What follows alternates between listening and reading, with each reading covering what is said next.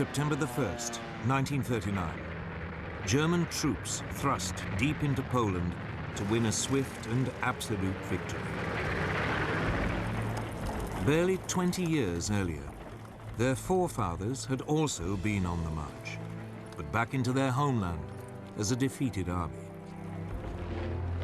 In November 1918, after 4 years of World War I, Germany's Emperor, Kaiser Wilhelm II, had been forced to abdicate. His armies were being ground down by a remorseless offensive by British, French, and US troops. His people faced starvation. But already, a dangerous myth was taking root. The German generals and troops claimed that they hadn't been defeated in battle, but betrayed by their own cowardly politicians. Even so, at 11 in the morning on November the 11th, 1918, the 11th hour of the 11th day of the 11th month, World War I came to an end.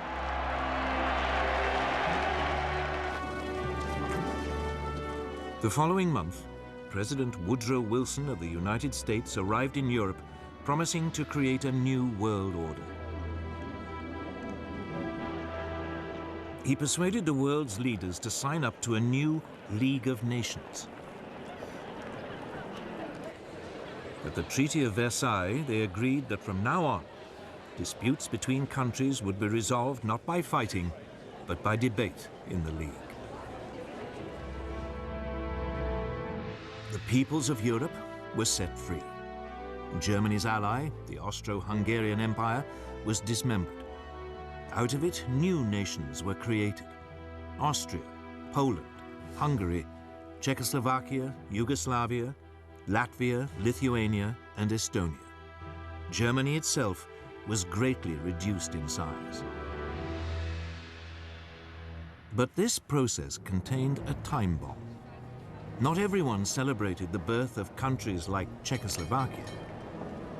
Several of them contained substantial German minorities. One day, the desire to reunite the German peoples would come to haunt Europe. The war-torn German people also had one final indignity inflicted on them. They were forced to pay a massive £6.6 billion in reparations to France and Britain, something they could ill afford. And when he returned to America, Wilson's new world order immediately fell apart. The US Congress decided it could not risk being sucked into another war in Europe. It refused to join his league, and the US withdrew into isolationism. Germany was now a very different nation. It was still Europe's biggest country, but its militaristic monarchy had gone.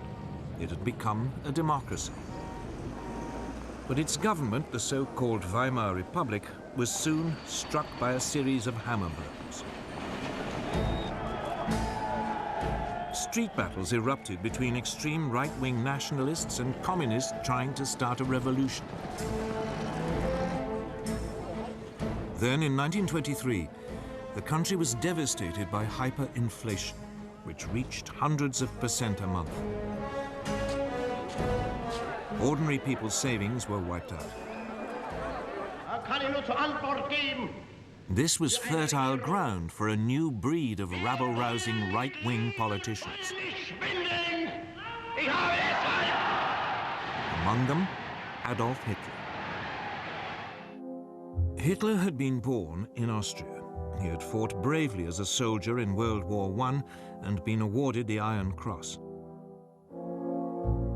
On returning to Germany, he settled in Munich, and his fiery oratory soon enabled him to seize control of the small National Socialist or Nazi Party.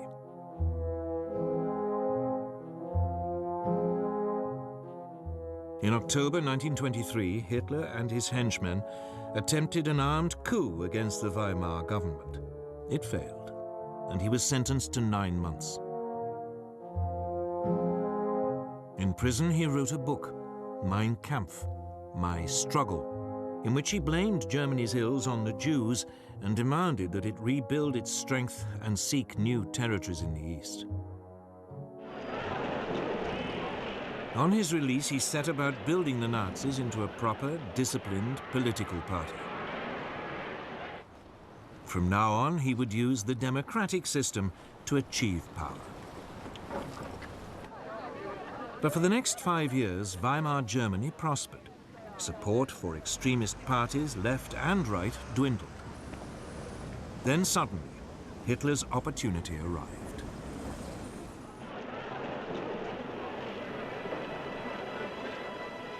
In October 1929, the US stock market crashed. Billions of dollars were lost, and an economic depression swept across the world. Unemployment in Germany soared to over 6 million. Only extremist politicians seemed to offer a solution. Wir haben ein Ziel uns gewählt und verfechten es fanatisch rücksichtslos. Politicians like Hitler. By 1931, his Nazis were a true mass movement. And they had their own brown-shirted thugs, the SA stormtroops, who numbered almost 3 million. In the 1932 elections, the Nazis became the largest party in Germany's parliament, the Reichstag. But Hitler refused to join a coalition, leaving parliament paralyzed. To break the impasse, President Hindenburg made him chancellor in January 1933, head of the government.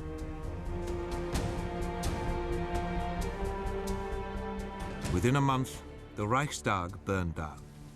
Hitler accused the communists and demanded emergency powers. He then used them to ban all other political parties. In August 1934, President Hindenburg died. Hitler declared himself president. He was now absolute leader, the Führer of Germany.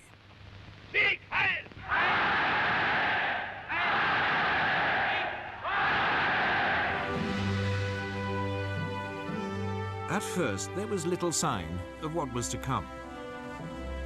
For the next 3 years, the Führer concentrated on rebuilding Germany's economy.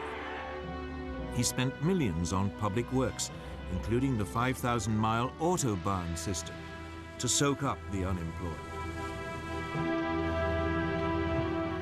But in secret, Hitler was also spending lavishly on a huge rearmament program. Under the Versailles Treaty, the German army had been limited to 100,000 men. The country was forbidden to have an air force, tanks, or submarines.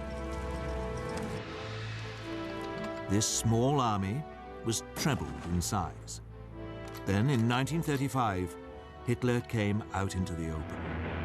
He unveiled a brand new air force, the Luftwaffe. It had 2,500 planes, far more than Britain or France. Unemployment plunged, and the Nazis became enormously popular. Now emboldened, the Führer made his first expansionist move. In 1935, he reoccupied the Saarland district on the French border, after it voted to return from League of Nations to German rule. A year later, he sent German troops into the Rhineland, part of Germany which had been demilitarized at Versailles. At the time, many felt that Hitler was only claiming back what was rightfully Germany's. Neither Britain nor France objected.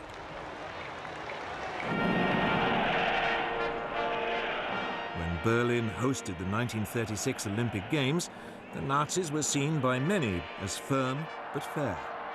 A government which was restoring the nation's pride and which didn't threaten anyone.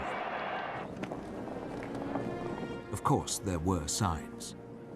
The 1935 Nuremberg laws forbade Jews to marry true Aryan Germans and deprived them of their citizenship. But when the first threats came to world peace, they didn't come from Hitler at all.